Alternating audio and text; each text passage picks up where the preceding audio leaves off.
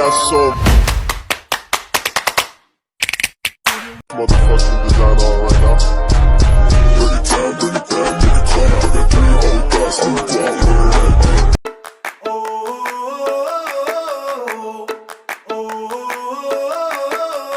Tell me what it takes to get you feeling alive. Tell me how to show you it's a beautiful life. I'll do anything to pull you into the light, 'cause everything will change when you open your eyes. Yeah. So don't you let the sunlight dim out without you. Don't you realize how lucky we are? Open up your heart, baby, let it all go tonight. Live your life like it was running out with a light. We gotta scream it out.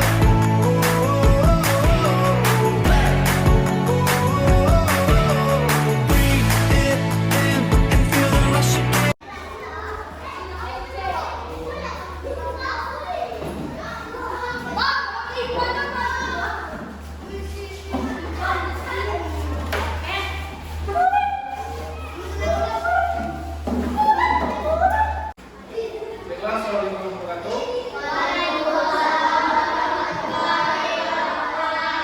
Sebelum kita masuk pelajaran ini, setidaknya kita berdoa terlebih dahulu. Nanti kita akan dipimpin oleh kelas, yaitu Rafael. Silakan Rafael untuk memimpin doanya.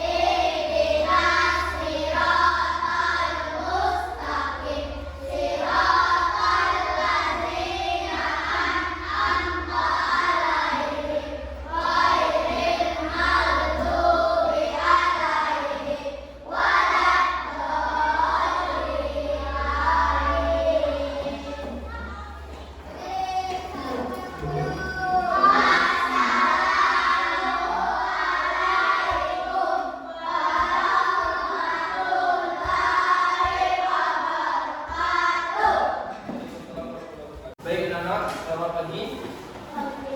Jadi, apa kabar ya? Alhamdulillah baik semua sehat. Jadi kita pada hari ini akan melakukan pelajaran agama, yaitu mengenai mengenal asmaul husna, al-laha, al-qayyum, al-muhyi, dan al-mu'min. Nah, sebelumnya kita kan sudah belajar asmaul husna dari minggu kemarin. Nah, siapa yang masih ingat tentang pengertian asmaul husna? Apa? Benar, nama-nama Allah yang indah. Nama-nama Allah yang indah. Asmaul husna itu ada berapa anak-anak? 99 nama Allah. Allah dalam suatu hadis Allah menjanjikan apabila kita bisa atau menghafal 99 nama Allah, insya Allah dijaminkan surga oleh Allah. Jadi jelaskan mengenai asmaul husna, yaitu al-laha, al-qayyum, al-muhyi, dan al-mu'min.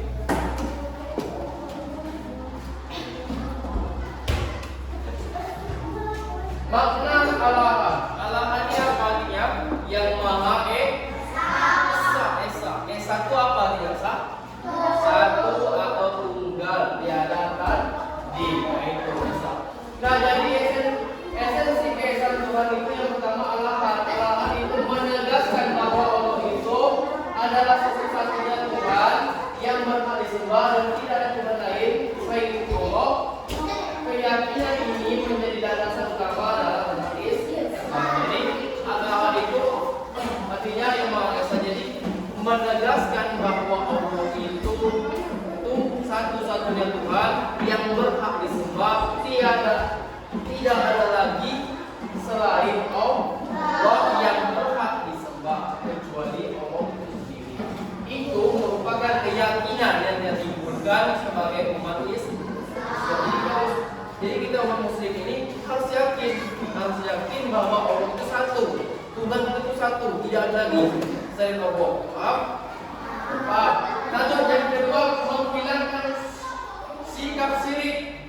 Nah, memahami al-ahad membantu kita melepaskan dari sikap syirik. Syirik itu video. Apa syirik? Apa syirik? Kan? Syirik itu apa? Menyekutukan Allah, atau mempersekutukan Allah dengan yang lain. Jadi syirik itu kita mempercayai yang lain, mempercayai batang pisang, mempercayai uang beringin, mempercayai batu ini itu merupakan syirik. Percaya dengan Tuhan itu merupakan perbuatan syirik. Jadi karena apa? Karena mempersekutukan tadi, karena mempersekutukan Allah. Karena dijelaskan oleh Allah kalau al-ahad yang Maha Esa bahwa tidak ada yang berhak disembah kecuali Allah itu sendiri. Jadi sikap al-ahad ini bisa mendorong kita melepaskan dari sikap syirik, karena sikap syirik hal ini dapat kita mendorong kita agar selalu beribadah, meyakini bahwa Allah itu Tuhan tunggal, Tuhan satu-satunya yang berhak disembah. Lanjut, makna al-qayyum. Makna al-qayyum yang berarti yang maha berdiri sendiri. Nah, maksud berdiri sendiri ini Allah itu tidak pernah dibantu oleh orang lain. Tidak ada. Jadi Allah itu mandiri, kemandirian selalu mandiri Allah. Jadi tidak ada bantuan orang lain, tidak ada. Karena Allah itu maha berdiri sendiri. Yang kedua, Allah itu tidak membutuhkan. Allah tidak membutuhkan siapapun. Karena Allah tadi maha berdiri sendiri. Dan yang ketiga, Allah itu sumber segalanya. Sumber segalanya maksudnya apa, Pak? Sumber minta pertolongan ke Allah, meminta rezeki ke Allah, minta kesehatan ke Allah itu. Jadi Allah itu sumber segala doa dan harapan ke Allah. Nah, al-qayyum menunjukkan bahwa Allah adalah zat yang tidak membutuhkan siapapun. Ia adalah sumber segala sesuatu dan tidak ada yang dapat mengamainya. Jadi itu menjelaskan Allah itu tidak butuh siapapun. Allah itu tidak butuh makan, tidak butuh pasangan, tidak butuh bantu orang lain, karena Allah itu maha sumber segala sesuatu dan tidak ada yang dapat menyamainya. Lagi Al-Muhyi yang artinya yang maha menghidupkan. Maha menghidupkan maksudnya satu, sumber kehidupan. Allah itu adalah sumber kehidupan bagi semua makhluk. Dia yang menghidupkan dan dia yang menggerakkan alam semesta. Kedua, rasa syukur. Memahami Al-Muhyi mendorong kita untuk bersyukur atas nikmat hidup yang kita terima, dan nafas yang kita hirup adalah bukti kekuasaannya. Maksud Al-Muhyi itu apa? Yang maha menghidupkan. Allah yang memberikan kita kehidupan. Kita baca hidup ini Allah yang memberikan. Kita baca bernafas ini Allah yang memberikan. Semuanya segala sesuatu itu dan datangnya dari Allah. Nah, tugas kita harus mensyukuri nikmat Allah itu yang telah diberikan secara gratis. Jadi kita harus mensyukuri. Cara bersyukur mana? Coba cara bersyukur, yaitu dengan beribadah kepada Allah. Contohnya sholat, haji, sedekah, segala macam itu merupakan perintah-perintah yang bisa mendekatkan diri kita kepada Allah. Lagi. Al-Muhyi, kalau Al-Muhyi tadi menghidupkan, Al-Muhyi ini apa? Al-Muhyi ini yang maha mematikan. Kalau Al-Muhyi tadi menghidupkan, kalau Al-Muhyi ini maha mematikan. Kebalikannya. Jadi siklus kehidupan kita ini ada yang hidup, ada yang mati. Tumbuhan hidup, itu tumbuhan, hewan, dan segala macam pasti bakalan mati.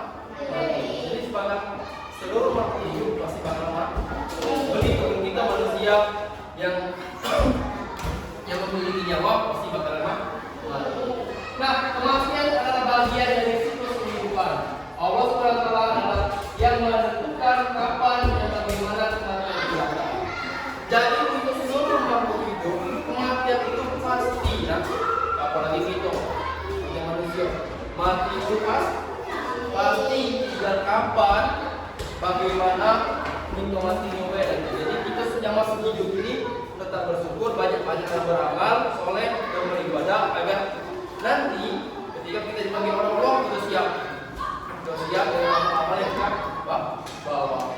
Jadi persiapan akhirat tadi, antum ini mendorong kita untuk mempersiapkan diri. Kita bersiap menghadapi kematian dan kehidupan akhirat.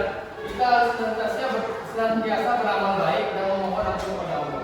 Nah, atas kita memahami dan memaknai ayat tadi, itu punya mendorong itu agar kita bisa mempersiapkan diri tadi, beramal yang banyak, beribadah, berbaik. Jadi seluruh perbuatan yang baik-baik kita persiapkan untuk datangnya hari kematian kita.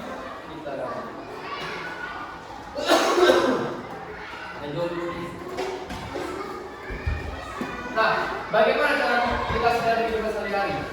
Pertama, menumbuhkan kasih sayang kepada siapa? Kepada sesama. Mengingat Allah adalah sumber kasih sayang. Yang kedua, sholat dan doa. Menjalankan sholat dan berdoa dengan khusyuk sebagai bentuk penghambaan kepada Allah. Kita ini bukan siapa-siapa di mata Allah. Oleh karena itu kita setiap sholat dan doa kita harus secara khusyuk meminta dan memohon ampunan kepada Allah. Yang ketiga, menolong sesama, menolong dan berbuat baik kepada orang lain sebagai wujud syukur kepada Allah.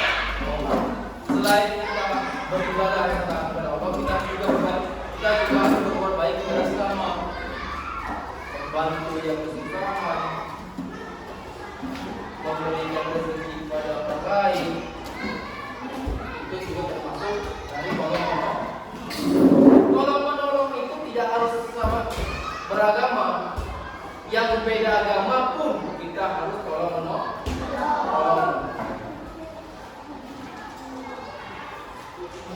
Jadi pentingnya memahami asmaullah yang pertama ada dua. Yang pertama, mempelajari asmaullah dapat mendekatkan kita kepada Allah, meningkatkan iman dan takwa.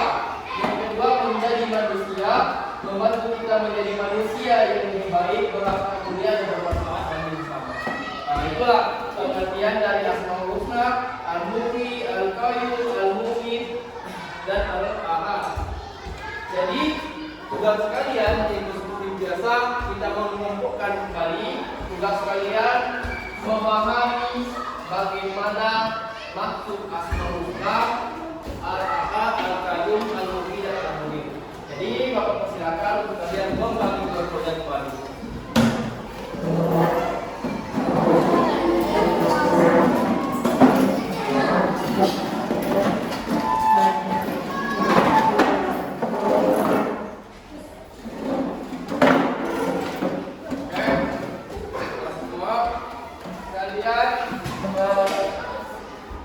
Berdiskusi kembali tentang Asmaul Husna, menyimpulkan seperti biasa, menyimpulkan dari Asmaul Husna Al-Ahad, Al-Ahad, Al-Muhyi, Al-Qayyum, Al-Mu'min.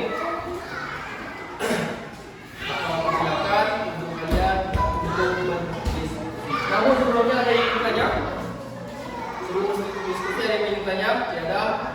Baik, kalau tidak ada, silakan untuk melakukan diskusi. Baik, sudah? Oke, kita langsung saja mendiskusikan hasil diskusi kalian yang untuk kelompok matan terlebih dahulu. Silakan untuk maju ke depan.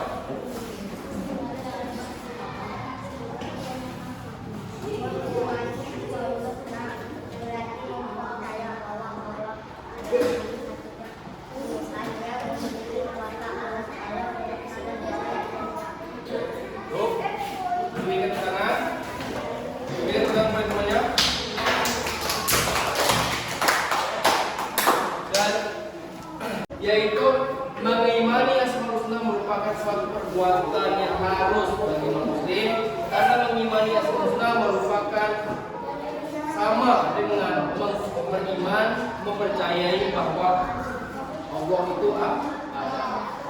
Bagus dari tim kelompok Makan. Silakan dari grup yang lain di depan.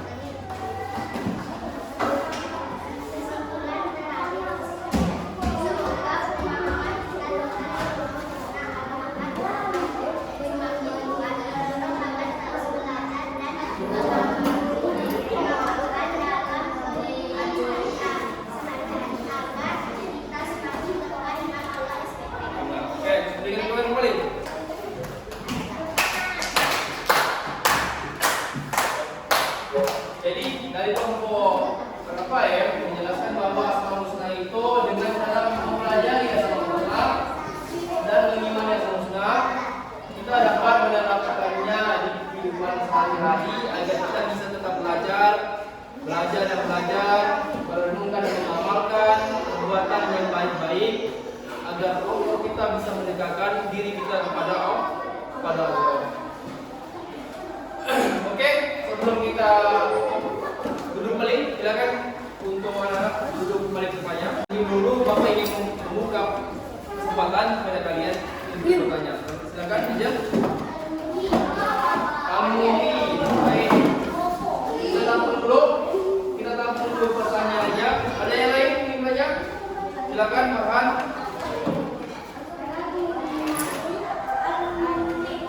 Bagaimana mengimani al-mumin? Oke, ada dua pertanyaan. Yang pertama al-mumin, al-mumin. Kita kembali lagi ke depan. Al-mumin itu apa? Al-mumin yaitu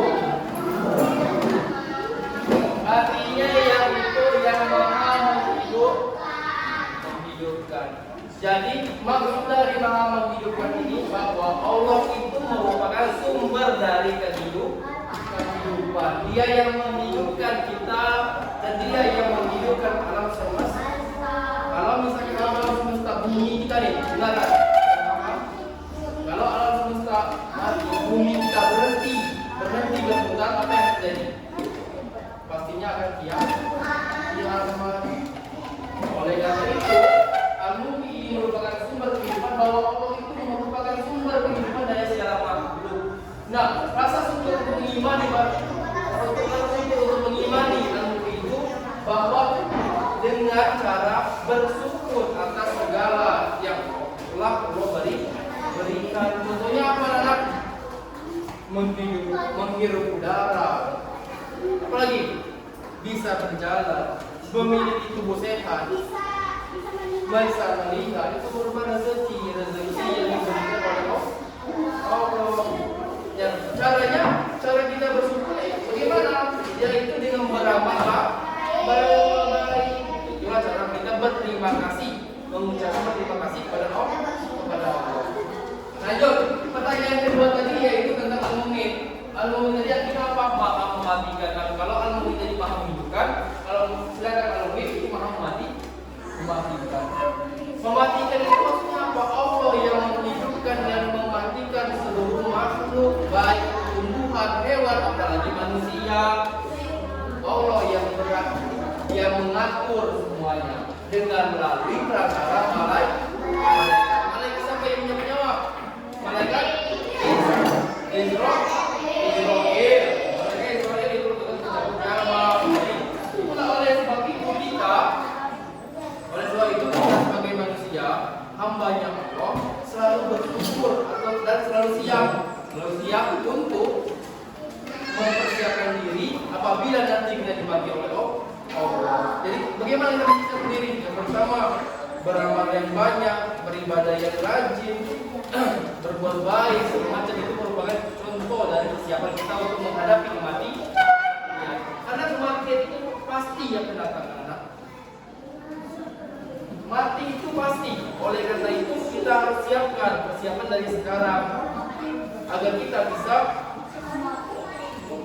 bisa masuk ke surganya Allah. Itu saja jawaban dari Bapak. Semoga bisa menjawab dari pertanyaan kalian. Oke, selanjutnya kalian kerjakan dulu semuanya. Buka PS halaman 45, kerjakan. Oke. Nah, kerjakan. Sudah? Sudah semua kan? Mungkin ini sudah penghujung dari niatan kita dari pelajaran kita hari ini. Semoga minggu depan kita akan bertemu lagi dalam materi yaitu tentang Quran surat Al-Alaq. Jadi kalian hafalkan dulu materinya tentang surat Al-Alaq. Jadi kita bisa menyimpulkan bahwa Asmaul Husna itu semua yaitu suatu nama-nama indah yang terdiri dari 99 nama, di mana apabila kita menghafalkan dari 99 nama itu, insya Allah bakalan masuk surganya Allah. Jadi kita simpulkan bahwa semakin kuat kita dalam mengamalkan Asmaul Husna, terus kita akan bisa mendekatkan diri kepada Allah. Teruslah belajar, renungkan dan amalkan nama-nama Allah itu di dalam kehidupan sehari-hari agar kita semakin dekat kepada Allah Subhanahu wa Ta'ala. Amin amin ya rabbal alamin. Mungkin itu kesimpulan dari pelajaran hari ini dan sekaligus untuk dari pelajaran